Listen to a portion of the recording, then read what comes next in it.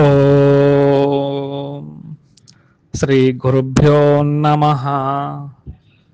ఓం శ్రీ గణేశాయ నమః. ఓం శ్రీ కృష్ణ పరబ్రహ్మణే నమః. శ్రీమద్భగవద్గీత అద ద్వాదశోధ్యాయః భక్తి యోగః. ఓం శ్రీ గురుభ్యో నమః. శ్రీకృష్ణ పరబ్రహ్మణే నమః. శ్రీమద్భగవద్గీత ద్వాదశోధ్యాయము భక్తి యోగము శ్లోకము 19. తుల్య నిందాస్తుతిర్మౌని సంతుష్టో ఏన కేనచిత్ అనికేతః స్థిరమతిః భక్తిమాన్ మే ప్రియో నరః. భక్త లక్షణములలో చివరి శ్లోకము 19వ శ్లోకము. తుల్య నిందా స్తుతిర్మౌని సంతుష్టో ఏన కేనచిత్ అనికేతః స్థిరమతిః భక్తిమాన్ మే ప్రియో నరః. తుల్య నిందాస్తుతి అంటే నిందాస్తుతులను సమానంగా భావించేవాడు. మౌని మననస్థీలుడు, మననం చేస్తూ ఉంటాడు, వీరిని మౌని అంటారు. ఏన కేనచిత్ శరీర నిర్వహణ కోసం మాత్రమే లభించిన దానితోనే ఉండేవాడు. సంతుష్ట సదా తృప్తివంతుడు. అనికేత గృహముల యందు ఎటువంటి ఆసక్తి లేనివాడు. స్థిరమతి స్థిరబుద్ధి కలిగిన వాడు. ఇటువంటి లక్షణాలు ఉన్నవాడు, ఇటువంటి భక్తుడు చాలా ఇష్టడు అనేసి భగవంతుల వారు పలుమార్లు పలు శ్లోకాలలో చెప్పడం జరిగింది. ఇక్కడ భక్త లక్షణాలు అని కొన్ని గ్రంథాలలో 35 లక్షణాలు చెప్పబడ్డాయన్నమాట. 35 లక్షణాలు చెప్తారు. భక్త లక్షణాలు భక్తి యోగములు 35 లక్షణాలు ఉన్నాయని చెప్తారు. అంటే తుల్య నిందా స్తుతిర్మౌని అంటే తుల్యము అంటే పొగిడినప్పుడు, నిందలు వచ్చినప్పుడు, స్తుతించినప్పుడు వీటన్నిటిని కూడా మౌనంగా ఉండేవాడనేసి ఈ యొక్క 32వ లక్షణము 33వ లక్షణం కలిపి చెప్తూ ఉంటారనమాట. ఈ రెండు కలిపి చెప్పినప్పుడు ఏమవుతుందంటే 35 లక్షణములు మాత్రమే అవుతూ ఉంటాయి. కానీ కొన్ని గ్రంథాలలో తుల్య నిందా స్తుతి అని ముని అనేసి సపరేట్గా చూపిస్తూ ఉంటారనమాట. ఇది సపరేట్గా చూపించిన సందర్భంలో 36 అవుతూ ఉంటాయి. అయితే మనకు ఏది 35 తీసుకోవాలా 36 తీసుకోవాలనే సందిగ్ధం అవసరం లేదు, ఎలా చెప్పుకున్నా ఒకటే. కానీ శంకర భగవత్పాదుల వారు మాత్రము తమ భాష్యంలో తుల్య నిందా స్తుతి అని సపరేట్గాను, మౌని అనేసి సపరేట్గాను భాష్యంలో రాయబడింది. కాబట్టి వారి భాష్య అనుసారము మనం వీటిని కూడా సపరేట్గా చెప్పుకుంటున్నాము. ఇక్కడితో 36 లక్షణాలు కలిగిన భక్త లక్షణముల గురించి భగవానులు వారు చెప్పారు. ఈ లక్షణములు మనకు సిద్ధించాయా లేదా అంటే, ఎవరైతే మనం 5 స్థాయిలలో చెప్పుకున్నాము, 1వ స్థాయి నుంచి 2వ స్థాయికి, 2వ స్థాయి నుంచి 3, 4, 5, 5వ స్థాయికి ఎవరైతే వెళ్ళి ఉంటారో ఆ స్థాయిలో ఉండేవాళ్ళు నాకు ఈ లక్షణాలు ప్రాప్తించాయా లేదా అని చెక్ చేసుకుంటూ ఉండాలి. ఇలా ప్రాప్తిస్తే భగవంతుల వారు ఏమంటున్నారంటే, వీరు నాకు ఇష్టడు అంటే ఆయన మోక్షానికి తీసుకువెళ్తారనేసి. ఒక్కొక్క దాన్ని కూడా మనం పరిశీలిద్దాం. శ్రీ గురుభ్యో నమః. 19వ శ్లోకాన్ని పరిశీలించినట్లయితే, తుల్య నిందా స్తుతిర్మౌని సంతుష్టో ఏన కేనచిత్ అనికేతః స్థిరమతిః భక్తిమాన్ మే ప్రియో నరః. ఈ శ్లోకంలో 5 లక్షణములు చెప్పబడ్డాయి. ఈ 5 లక్షణముల కల భక్తి లేదా జ్ఞానయోగి నాకు చాలా ప్రియుడు అని భగవంతుల వారు చెప్తూ ఉన్నారు. తుల్య నిందాస్తుతి అంటే నిందాస్తుతులలో సమానమైన బుద్ధి కలవాడు. మౌని అంటే మౌనముగా ఉండేవాడు. సంతుష్ట సదా సంతుష్టమైన స్థితిలో ఉండేవాడు అంటే తృప్తిగా ఉండేవారు. అనికేత గృహాదుల యందు ఆసక్తి లేనివాడు. స్థిరమతి స్థిరబుద్ధి కలవాడు. భక్తిమాన్ నరహ ఇటువంటి ఎవరైతే భక్తులు ఉంటారో నాకు ప్రియులు అనేసి భగవంతుల వారు చెప్తూ ఉన్నారు. ఇందులో మొట్టమొదటిది తుల్య నిందా స్తుతి. నిందలు స్థుతులు 2 ఉంటాయన్నమాట. ఎవరైనా దూషించారు అనుకోండి, అదేమవుతుందంటే నింద అవుతుంది. ఎవరైనా పొగిడితే స్థుతి. ఇది మనకు తెలిసిన విషయమే. ఇంతకు ముందు మనము మాన అవమానముల గురించి చెప్పుకున్నాము. ఈ మాన అవమానములు దేహానికి సంబంధించినవన్నమాట. దేహానికి సంబంధించినవంటే ఉదాహరణగా మిమ్మలను స్టేజ్ మీదకి పిలుస్తారు పూలమాల వేయాలని, కానీ పూలమాల మీకు వేయకుండా పక్కన వాళ్ళకు వేస్తారు. అది శరీరానికి జరిగే అవమానం. లేదా పూలమాల మీకే వేశారు. అది శరీరానికి జరిగే ఆ యొక్క మానము అంటే పొగడ్త అన్నమాట. గౌరవించడం లాంటిది. అలా కాకుండా ఈ యొక్క నిందాస్తుతులు ఎలా ఉంటాయంటే వాచికానికి సంబంధించిందనమాట. వాచికమైన విషయములు. అక్కడ కాయికమైన విషయములు అయితే ఇక్కడ వాచికమైన విషయములనమాట. ద్వంద్వాలలో ఇది చివరిది. ద్వంద్వాల గురించి భగవంతుల వారు చెప్తూ ఇది చివరిది అనమాట. అంటే కొంతమంది బాగా పొగిడారనుకోండి, ఛాతీ ఉబ్బిపోతుంది. సంతోషపడిపోతామనమాట. తిట్టారనుకోండి, దూషించారనుకోండి బాధపడిపోతామనమాట. అంటే జ్ఞాని అనేవాడు దేహాతీత స్థితిలో ఉంటాడు కాబట్టి, దేహానికి ఏమి జరిగినా కూడా నిర్లిప్తంగా ఉదాసీనతతో ఉంటారు కాబట్టి, ఇంతకు ముందు చెప్పిన విషయం ఉదాసీనత. ఆ ఉదాసీనతతో ఉంటారు కాబట్టి, దేహభ్రాంతిలో లేకుండా ఉంటారు కాబట్టి, ఈ యొక్క శరీరానికి సంబంధించిన ఎటువంటి నిందలు వచ్చినా, స్తుతులు వచ్చినా, అందులో ఎటువంటి తత్వము ఉండదు కనుక, ఈ యొక్క జ్ఞాని ఏమీ పట్టించుకోకుండా సదా ఆత్మస్థితిలో ఉంటారు. ఆత్మస్థితిలో ఉండేవారికి ఈ భౌతిక ప్రపంచంలో ఉండే నిందాస్తుతులు అనేవి వాళ్ళకి పట్టింపులోకి రావన్నమాట. అనేక మంది మహనీయుల జీవిత చరిత్రలను చూసినట్లయితే కొంతమంది దూషించే వాళ్ళు కూడా ఉంటారు. కొంతమంది స్తుతించే వాళ్ళు కూడా ఉంటారు. స్తుతించినా వారు పొంగిపోరు, నిందించినా వారు పట్టించుకోరు, బాధపడరు. వారు ఏకైక ఆత్మస్థితిలో ఉంటారని గుర్తుపెట్టుకోవాలి. అంటే భక్తుడు అయిన వాడు నిందాస్తుతులకు అతీతమైన స్థితిలో ఉండాలి. లేకుంటే వీటిలో పడిపోయామనుకోండి, మనలో భక్తి అనేది తగ్గిపోతూ ఉంటుంది. అంటే ఈ నిందాస్తుతులలో పడిపోతే మనము అసలైన లక్ష్యానికి దూరం అవుతాం. కాబట్టి ఎప్పుడు కూడా దూరం కాకుండా ఉండాలి. తర్వాతి అంశము మౌని. అంటే మౌనము.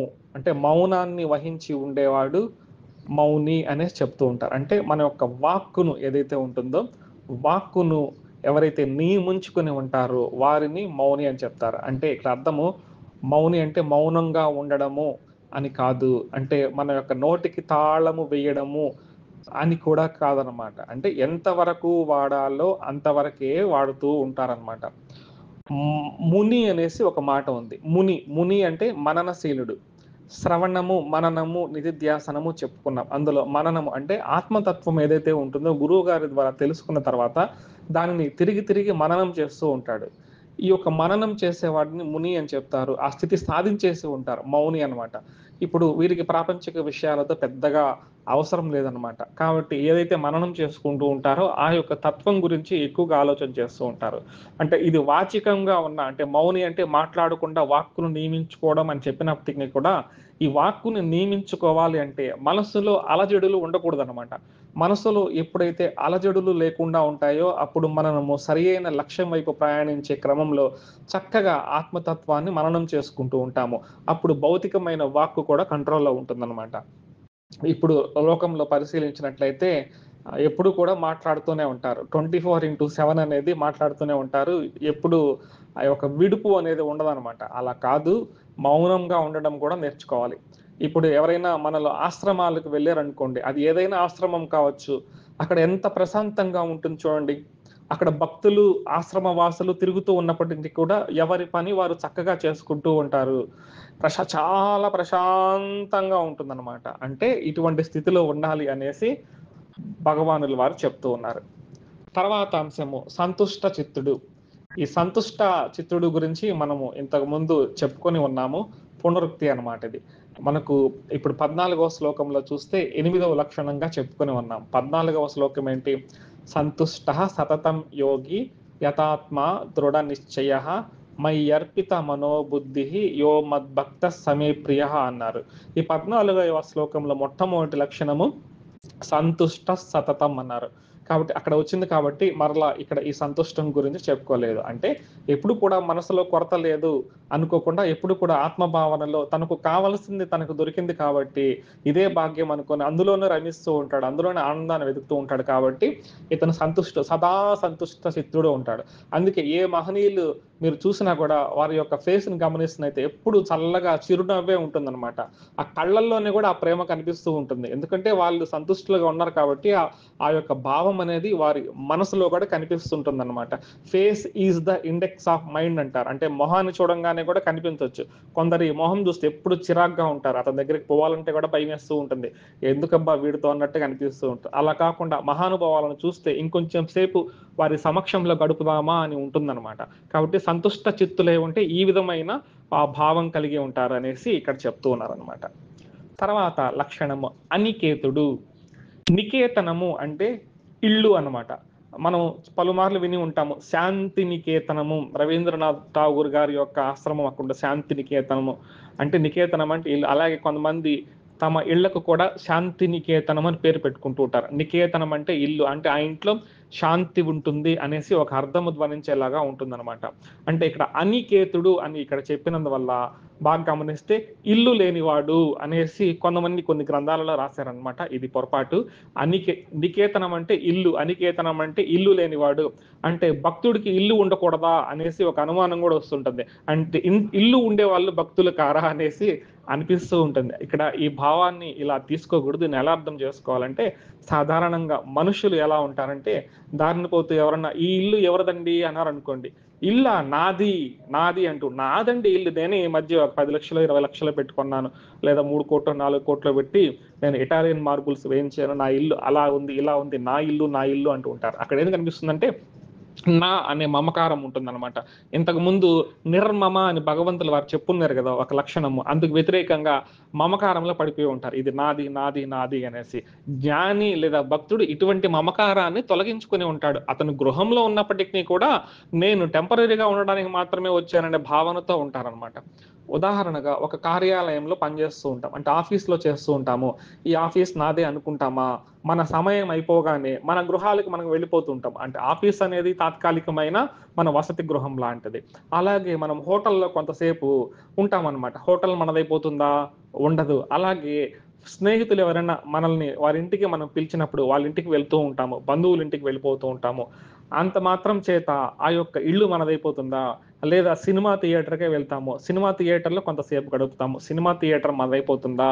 అలాగే జ్ఞాని అయిన వాడికి ఇదంతా తెలుస్తూ ఉంటుందన్నమాట. మనకు ఏ విధంగా ఈ యొక్క బంధువుల ఇల్లు, స్నేహితుల ఇల్లు మనది కాదని ఎలా జ్ఞానం కలిగి ఉంటామో, ఈ యొక్క భక్తుడికి లేదా జ్ఞానికి ఈ ప్రపంచం కూడా నాది కాని ఇల్లు లాంటిది అనేసి ఆ యొక్క భావనతో ఉంటాడు.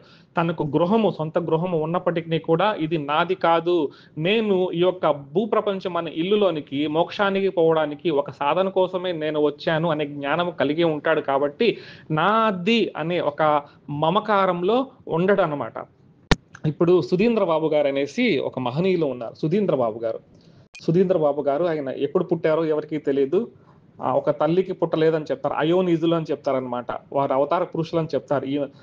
ఆయన సుధీంద్ర బాబు గారు ఎవరో ఒక భక్తుడు మంచి కారు ఇస్తారనమాట. చాలా విలువైన కారు అనమాట. ఆయన 700 సంవత్సరాలు జీవించారనేసి చెప్తూ ఉంటారు. అద్భుతమైన యోగి సుధీంద్ర బాబు గారు. ఒక కారు ఇస్తారు ఒక భక్తుడు ఎవరు. ఆ కారులో ఒక డ్రైవర్‌ని ఇచ్చి ఎక్కడికో పోతూ ఉంటాడు ఆయన. చాలా ఖరీదైన కారు ఆ రోజుల్లోనే. అటుపక్క ఎదురుగా ఒక భక్తులు వస్తూ ఉంటారు. ఆయన చాలా పాత కారులో వస్తుంటారనమాట. ఈయన దర్శనానికే వస్తుంటారు. తన భక్తుడు కాబట్టి గుర్తించి ఆపుతారనమాట. అప్పుడు ఆ భక్తులు అంటారు, గురువుగారు మీకోసమే వస్తున్నాము మేము అంటే, సరే మాట్లాడతారు, వెళ్ళిపోతారు.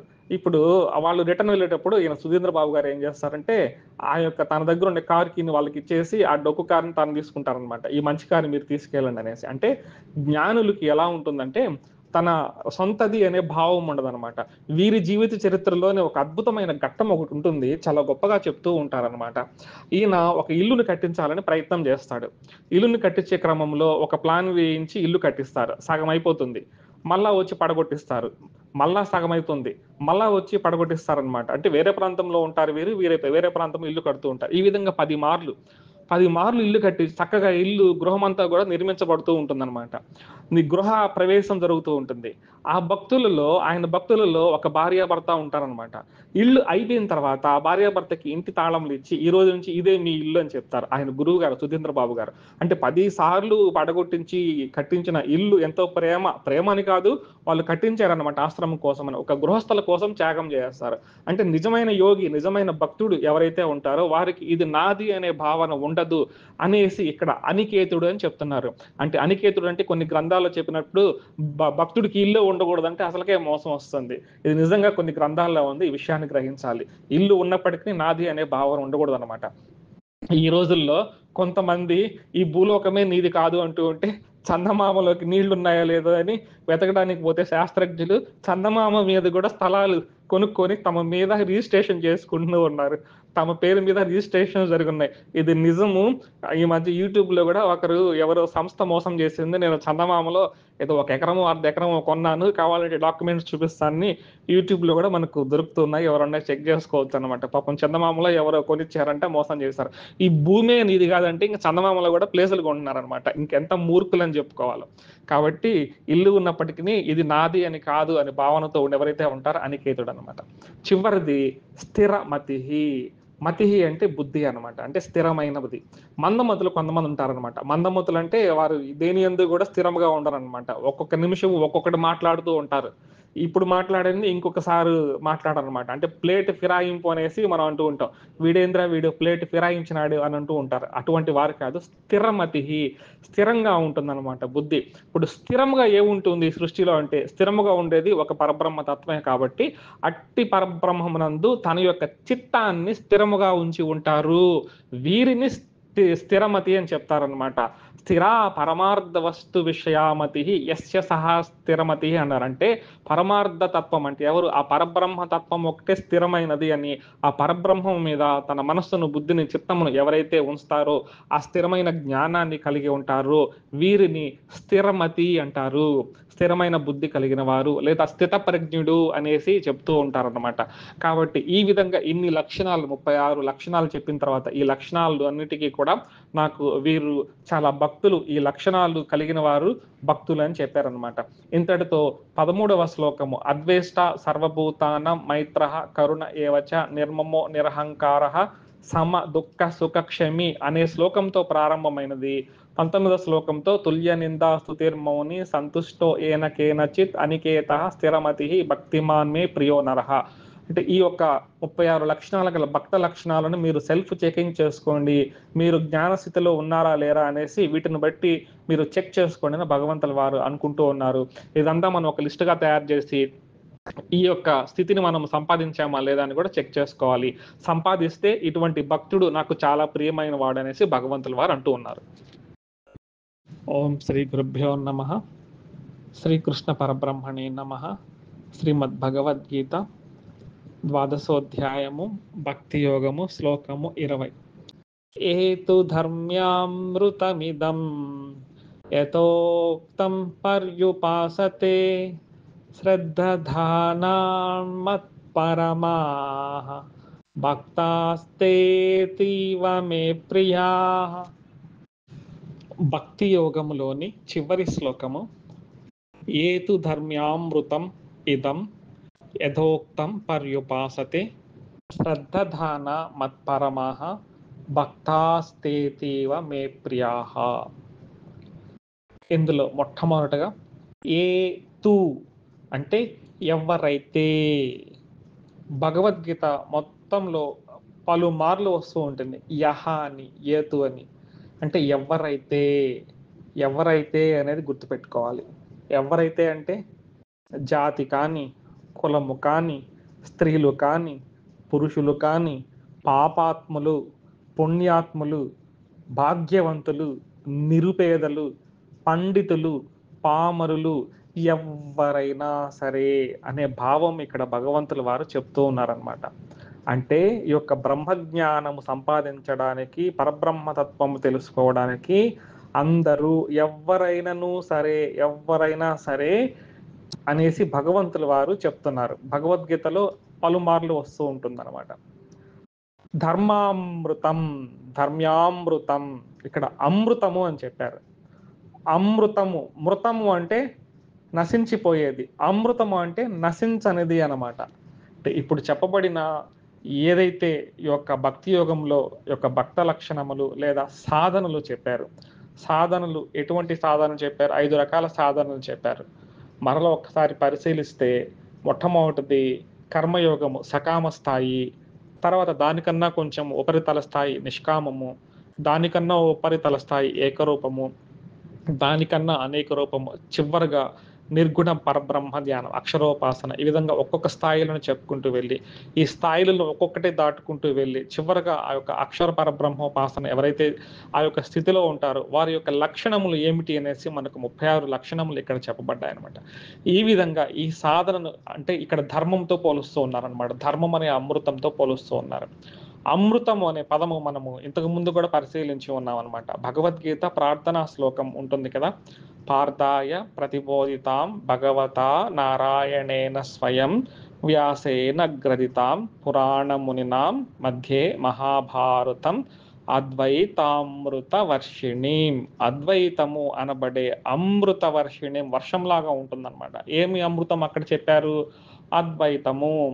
ద్వైతము అంటే రెండుగా ఉండేది, అద్వైతము అంటే రెండుగా లేకుండా ఒకటిగా ఉండేదే. ఒకటిగా అంటే ఏకమేవా ద్వితీయం, ఉపనిషత్తు వాక్యము. ఉండేది ఏకమే, ఒకటే ఒకటి ఉంటుందన్నమాట. ఈ ఏకమైన దానిని ఎప్పుడైతే తెలుసుకుంటూ ఉంటామో అప్పుడు అమృత స్వరూపములమైపోతాము అనేసి ఆ ప్రార్థనా శ్లోకంలో ఉంది. అటువంటి అమృత స్వరూపులు మనం కావడానికి ఈ భగవద్గీత ఉంది అనేసి ఆ ప్రార్థనా శ్లోకంలో మనం చెప్పుకుంటూ ఉన్నాము. సాధారణంగా అమృతము అంటే చిరకాలము జీవిస్తాము అనుకుంటూ ఉంటాం. అంటే స్వర్గలోకానికి పోయినట్లయితే అక్కడ దేవతలు అమృతపానాన్ని చేస్తూ ఉంటారు అనేసి అనుకుంటూ ఉంటాము. అయితే ఆ అమృతపానం చేసిన వాళ్ళకు కూడా ఒక జీవిత కాలం అనేది ఉంటుంది. మనకు 100 సంవత్సరాలు అయితే వాళ్ళకి ఇంకా ఎక్కువ ఉండొచ్చు అనమాట. కానీ ఏదో ఒక రోజు కూడా వారు ఆ దేహాన్ని చాలించి ఇంకో దేహానికి పోవాలి. చతుర్ముఖ బ్రహ్మగారికి కూడా ఎంత సంవత్సరాల ఆయుష్ ఉందనేసి మనకు భగవద్గీతలోనే చెప్పబడింది.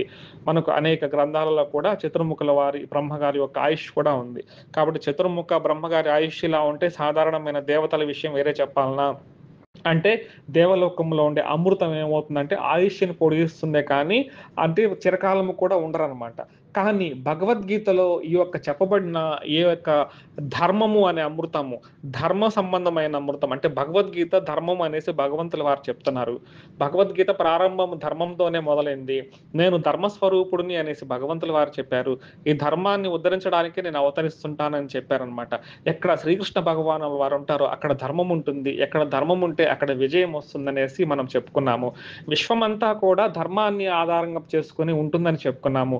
ధర్మ అర్థ కామ మోక్షాలు చతుర్విధ పురుషార్థాలు కూడా మానవులకు ఇవ్వబడ్డాయి. అందులో మొట్టమొదటిది ధర్మాన్నే చేర్చారనమాట.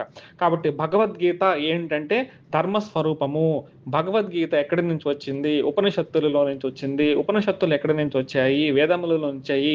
ధర్మోకిలం మూలం వేదం అని చెప్తారు. అంటే వేదోకిలం మూలం ధర్మం. కాబట్టి వేదం ఏం చెప్తుంది? ధర్మం చెప్తుంది. అంటే భగవంతులు వారు ఏం చెప్తున్నారంటే నేను కొత్తగా చెప్పడం లేదయ్యా, ఇదంతా కూడా నేను ఇవ్వబడిన వేదాలలో కూడా చక్కగా ఉందని చెప్తున్నారు. ఎవరైతే ఈ యొక్క ధర్మం అనే అమృతాన్ని పానము చేస్తారో వారికి జనన మరణ రూపమైన ఈ సంసార చక్రంలో పడరు. అంటే మృత్యువు నుంచి దాటుకొని పోతారు. అంటే మృతము నుంచి అమృతంలోకి పోతారనమాట. అప్పుడేమవుతుంది? మోక్ష స్థితి అని చెప్తున్నారనమాట. కాబట్టి చక్కగా ఈ విషయం ధర్మామృతం, ధర్మ్యామృతం అనే దాన్ని గుర్తుపెట్టుకోవాలి. ఎవరైతే భగవద్గీతను చక్కగా, భగవద్గీత అనే ధర్మ గ్రంథాన్ని, మోక్ష శాస్త్రాన్ని, ధర్మశాస్త్రాన్ని ఎవరైతే పానము చేస్తారో, ఈ నిజమైన అమృత పానం అంటే ఇది, దీన్ని పానము చేస్తారో వీరు మోక్షానికి పోతారనేసి భగవంతుల వారు చెప్తూ ఉన్నారనమాట. అయితే ఇందులో చిన్న కండిషన్స్ పెట్టారనమాట. ఎలా ఉండాలంటే శ్రద్ధధానాహ మత్పరమాహ అనేసి 2 కండిషన్స్ ఇక్కడ పెట్టారు. వీళ్ళు శ్రద్ధగా ఉండాలన్నమాట. శ్రద్ధావాన్ లభతే జ్ఞానం అనేసి కూడా పలుమార్లు భగవద్గీతలో ఉంది. శ్రద్ధగా చేయాలి ఇప్పుడు భగవంతుల వారు చెప్పింది. అలాగే మత్పరమాహ అంటే మత్పరుడే ఉండాలి అనేసి భగవంతుల వారు చెప్పారు. ఈ మత్పరమ అనేది కూడా భగవద్గీతలో పరమాలు వచ్చిందనమాట. కాబట్టి ఈ విధంగా ఎవరైతే శ్రద్ధాధానంగా ఉండి, అంటే శ్రద్ధాపరులై, మత్పరులై, భగవంతుని పరులై ఎవరైతే ఈ ధర్మామృతాన్ని వలుతూ ఉంటారో వారు తే భక్తాహ మే ప్రియాహ, నాకు అత్యంత ప్రియులు అనేసి భగవంతుల వారు చెప్తూ ఉన్నారనమాట. కాబట్టి ఈ యొక్క చివరి శ్లోకంలో చెప్పబడిన ఈ యొక్క భక్తి యోగ ఫలాన్ని గుర్తుపెట్టుకొని ఈ భగవద్గీత 20వ అధ్యాయంలో చెప్పబడిన విషయాన్ని మొత్తం చక్కగా మనము గ్రహించాలి. అప్పుడు ఆ ధర్మ్యామృతాన్ని మనము కూడా, ఆ ధర్మం అనే అమృతాన్ని, ధర్మ్యామృతాన్ని గ్రోలి మనము కూడా అటువంటి ఉత్తమ స్థితికి వెళ్ళాలి. శ్రీకృష్ణ భగవానుల వారు ఈ యొక్క 20వ అధ్యాయం విన్న వారికి అందరికీ కూడా అటువంటి స్థితిని కలిగించుగాక అని నేను కూడా ప్రార్థిస్తూ ఉన్నాను. శ్రీ గురుభ్యో నమః. ఓం సత్ సత్ ఇతి శ్రీ మహాభారతే శతసాహస్ర్యాం సంహితాయాం వైయాసిక్యాం భీష్మ పర్వణి శ్రీమద్భగవద్గీతాసు ఉపనిషత్సు బ్రహ్మ విద్యాయాం యోగశాస్త్రే శ్రీకృష్ణార్జున సంవాదే భక్తి యోగో నామ ద్వాదశోऽధ్యాయः. సర్వం శ్రీ సద్గురు చరణారవిందార్పణమస్తు. ఓం శాంతి శాంతి శాంతి.